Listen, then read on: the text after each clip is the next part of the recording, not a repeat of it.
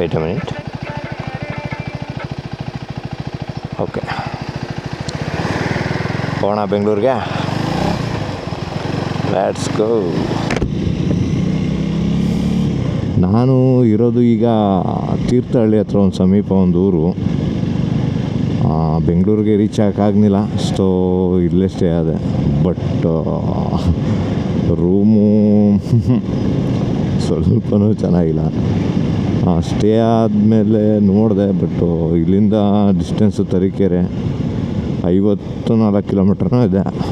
So ಆ ಒಂದು 54 ಕಿಲೋಮೀಟ್ರನ್ನ ನಾನು ರೀಚ್ ಮಾಡೋಕ್ಕೆ ಮಳೆ ಇತ್ತು.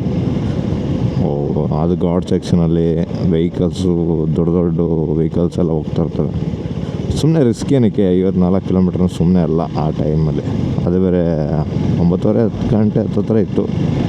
ಸೊ ಸರ್ಚ್ ಮಾಡಿದೆ, ಎರಡು ಲಾಡ್ಜ್ ಇದ್ದು. ಬಟ್ ಒಂದರಲ್ಲಿ ಅವ್ನು ಫೋನ್ ಮಾಡಿದ್ರೆ ಅವ್ನು ಬರ್ನಿಲ್ಲ. ಗೊತ್ತಾಯಿತು ಈ ಲಾಡ್ಜಲ್ಲಿ ಒಬ್ಬರು ಇಲ್ಲ ಅಂತ. ಸೊ ನೆಕ್ಸ್ಟು ಇನ್ನೊಂದು ಲಾಡ್ಜ್ ಸಿಕ್ತು, ಅಂದರೆ ವಿತ್ ಬಾರ್ ಆ್ಯಂಡ್ ಬೋರ್ಡಿಂಗ್ ಅಂತ ಇರುತ್ತಲ್ವ. ಸೊ ಈ ಥರ ಅಲ್ಲೋದ್ಮೇಲೆ ನೋಡಿದೆ ರೂಮು.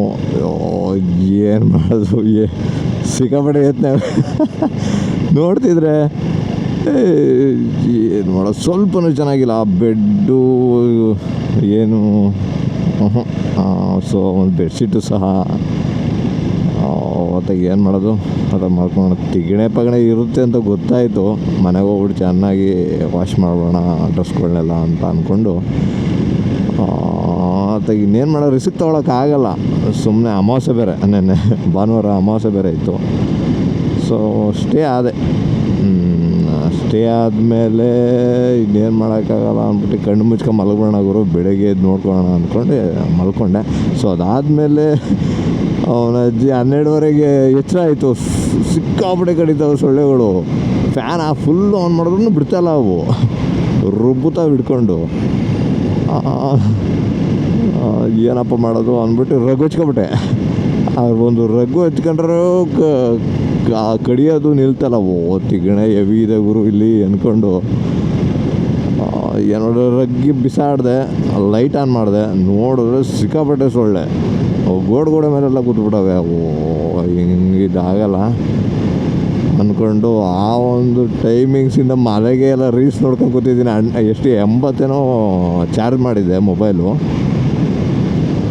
ಆ 80ರಿಂದ 20 ಬಂದುಬಿಡ್ತು, 20% ಬಂದಳು ಯೂಸ್ ಮಾಡಿದ್ದೀನಿ.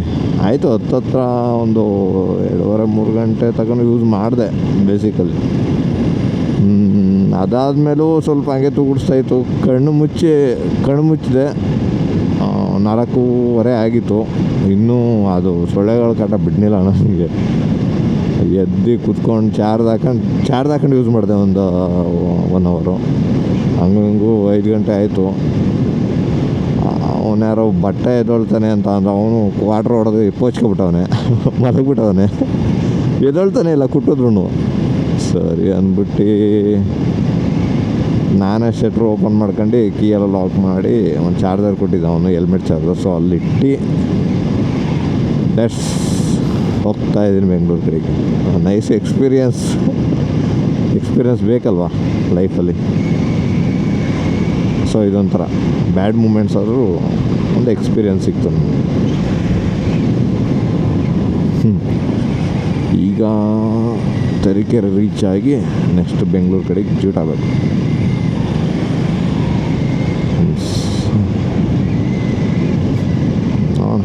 ಹೆಂಗಿರುತ್ತೆ ಅಂತ ಇದು ಇವತ್ತು ಮಾರ್ನಿಂಗ್ ವೈಬ್ ನಂದು.